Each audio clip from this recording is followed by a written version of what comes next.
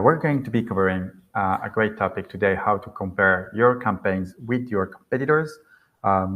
As usual for these sessions, no BS, we're going to share how to do this correctly, how to do this step by step, sharing best practices, how to do this effectively so you can actually bring results, some examples, some inspiration, some real life use cases that you can use to actually compare yourself against your competitors as well. And we're also going to share how to do this effectively for once, but also automatically.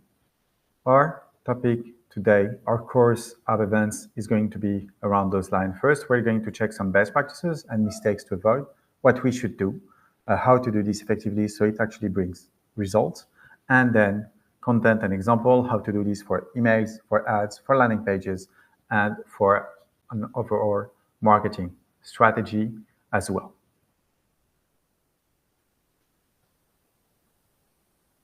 Let's get started here with what we should do and best practices on how to compare your campaigns against your competitors.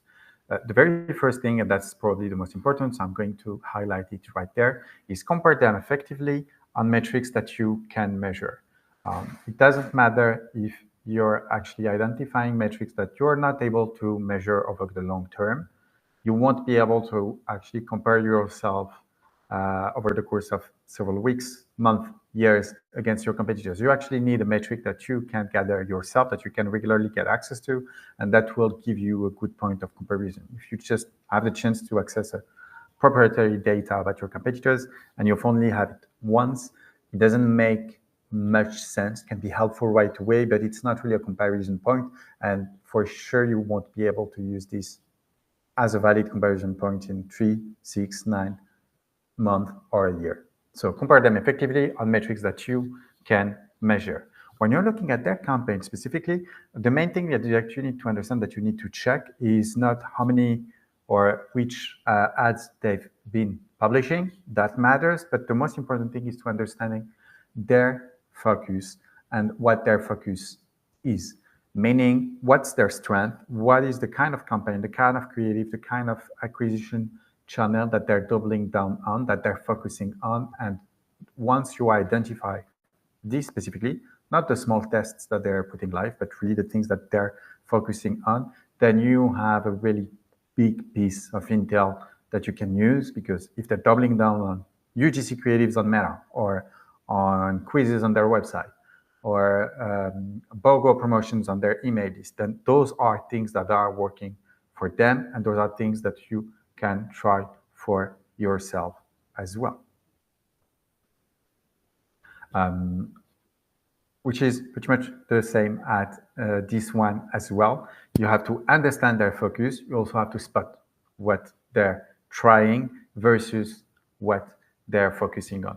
Their tries, their attempts to try new things, new kind of creative, new kind of campaigns, that's something that you should be able to identify as well. And you should be able to separate these two. When you're looking at all the campaigns that they're putting live, you should be able to make the difference between something that's working and something that they're testing as well. Which brings us to the main two last best practices that we have here before we move on to the example and inspiration and the real use cases. The first one is being able to detect the first signals of underused channels or USPs. Let's say that you're a jewelry brand and you have your set of competitors, and you have a first competitor that is actually putting new ads, and on those new ads, the main USP would be it's easy to clean. You should be able to detect this. They're actually trying to advertise on the easy to clean angle sooner than the other competitors, because once this becomes not a trend, but one of their strengths, you would be able to maybe make it one of yours as well if you're able to detect this early, try it for yourself and see which results it brings you as well. Doing this, you'll never run out of inspiration, because you'll have new ideas to test every single time that you're checking what your competitors are doing, and that's putting competitive intelligence to work. Last time, and it loops towards the first one as well, which is the most important, of course, but track them over time and on different channels. Do not only look at their Instagram account, do not only look at their email. Do not only look at their ads, landing pages, look at everything at the same time and look at those over the long term, over the span of several weeks, several months, and regularly. And this is where you're going to be able to gather the most data. All right, for the rest, we're going to be able to review some content and these best practices by the example. Here's our program for the second section: email marketing, ads and social, landing pages, and velocity.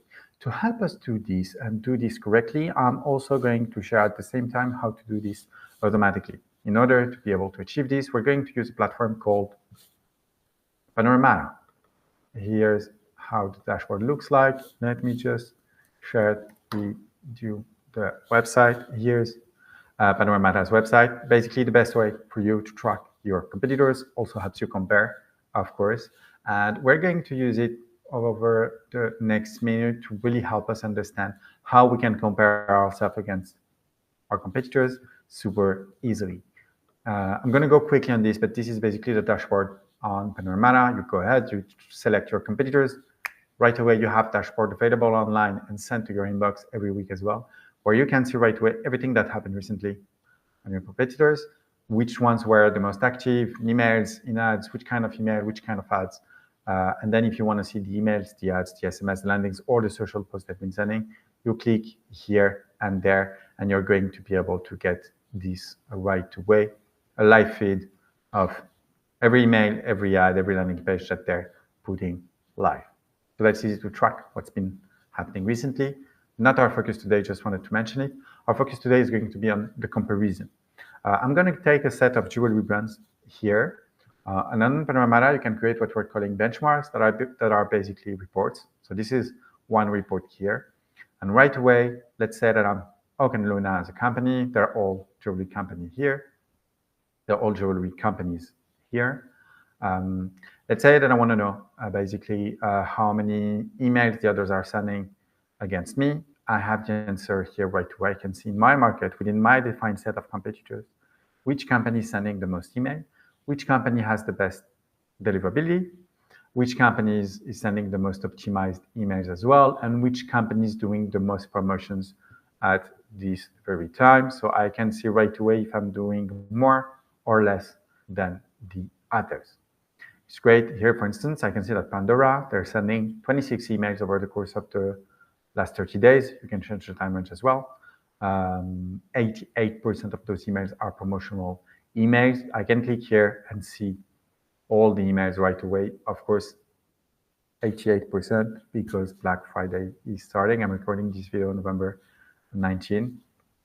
I have this for the email. I also have this for the ads as well, where I can see right away which company is publishing the most ads, where, which kind of ads, which kind of copy. And something nice as well is basically what we've said about the USPs. The platform can help you track right away which USPs they are actually advertising on their ads. And again, I want to see the ads that Measurable put live recently. I can click here and I'm able to see all of those ads.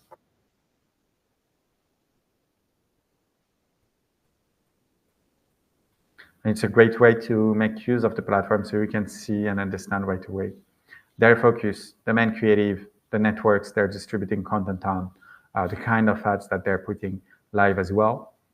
And you can compare yourself super easily because you have all the data accessible here right away. As Oak & Luna, if I have published 100 new ads recently, I can right away see that I'm in the top 5 within my defined set of 20 competitors here. So I'm doing quite good here right away. Again, we have this for the ads. We'll also have this in the socials as well. You want to know which one has the most most followers on Instagram, is growing the most, or which kind of post they've been publishing recently. Pretty much the same thing. You have all the data accessible here in a click as well. That's it for the quantitative comparison. I'm going to say it like this, but we've already reviewed both emails, ads, and socials. You can access much more data on the platform as well. You're able to get graphs. You're able to export the data, export the graphs, export this as a PDF as well. if needed. Something that I wanted to share as well is you're able to compare, for instance, right away which kind of emails they've been sending over the course of the last 30 days or pretty much any period you'd like here, so the kind of emails that they've been sending, the kind of promotions that they've done as well. You have access to everything just right there. Pretty much the same thing for the USPs. This is one of my favorite graphs, to be fairly honest.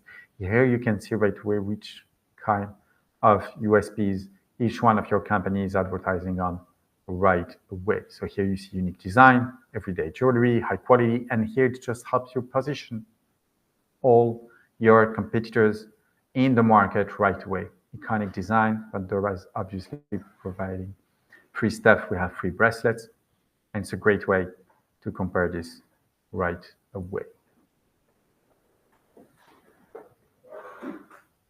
So we've checked this for the benchmark, which is a great way for you to quantitatively compare with your competitors. We're going to open Measurable for later. Just wanted to highlight this as well in terms of comparison points. That helps us on the metrics that you can measure. That's what we've done. The focus is with the USPs and with the graph, you have this right away. What they're trying, we're going to keep this for the end for these two because this is great. Track them over time on different channels. This is something that Panoramata is doing automatically for you as well here. Here, again, as this company, the platform is grading my company, again, my competitors, and ranking me right away automatically. One, ranking me quantitatively. So here I can see how do I perform against my 15 competitors that I've selected. Plus, it will also give me campaigns IDs based on what happened recently there. And it's going to help me understand what's been here, what's been happening, what should I prepare in order to match and outperform my competitors effectively. I have it there. And last is for one specific competitor, if I want to deep dive into what they've been doing as well. So we had Kimai, we have Measurable. Each company that you can find on the platform has actually several tabs. Every tab is going to give you access to different kind of data. What I wanted to highlight here as maybe those 4 main tabs. You can also, of course, on the platform, just ask an AI embedded in the platform that has access to all the data, any questions you'd like for during any period of time as well. But you want to know messaging trends. You want to have access to the small value props that they've done recently. You can ask it just right there. And the platform has access to all the value props, all the ad strategies, every data that you're looking after, everything that you dream of an AI would answer to. It's here for you on the platform. And then on every tab, you can really deep dive into all their strategy as well. You can go here in terms of emails and really get access to every single email that they've been sending. Pretty much the same thing on the ads as well. And you can access all of them just right there. Those are the ones that we've already seen on the benchmark, but you can see that there are more too.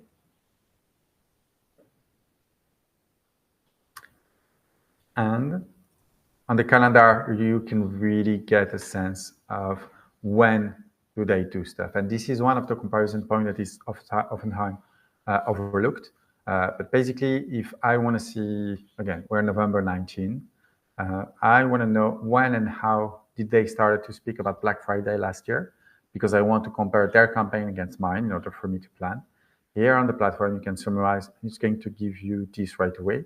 Last year, 25% off. They'll probably do the same thing this year. And then you can hover the days here and really understand when and how they have actually started Black Friday. And it looks like it was pretty much the same, 21, 22, and even more. You can do the same on platform. You can also search, or here I'm just looking for promotional emails. And again, it really started on the 21. This year, they've started on the 19. You can do so on every single one of your competitors, and it's going to work well.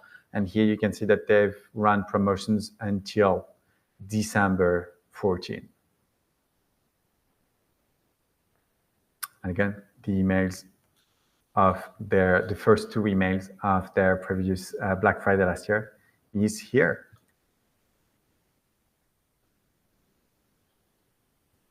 All right, great. I hope that was helpful for this session, how to compare your campaigns with your competitors.